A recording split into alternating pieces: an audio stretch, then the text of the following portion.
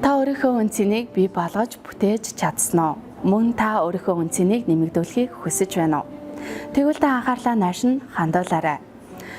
Та бусдын амьдралд юу авчирч байна вэ гэдгээс хамааран таны үн цэн өсөж буурч байдаг.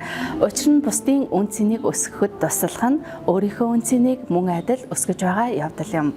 Бид амьдралдаа гэр бүл, найз нөхөд, хамт олон байгууллага нийгэмдээ үн цэнтэй хүн байхыг хүсдэг. Гэвч энэ нь зүгээр байхад өсдөг, нэмэгддэг зүйл огт биш юм. Үн цэнийг эрх мэдэл, эд баялаг гадаад гоо үзмжээр хэмжихгүй. Харин үйл хөдлөл, үр дүн, үйл бүтээл, хүн чанар, өөртөө болон бусдад зориулж буй хайр, амьдралын тань чанар илэрхийлж байдаг. Хүн өөрийнхөө үн цэнийг өөрөө л бүтээж бий болгодог. Би хэн бэ? Би юу чаддаг, мэддэг вэ?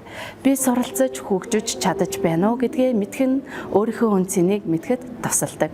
Ингэснээр та өөрийнхөө үн цэнийг цаашид өсгөх шаардлагатай эсгээ олж харах юм.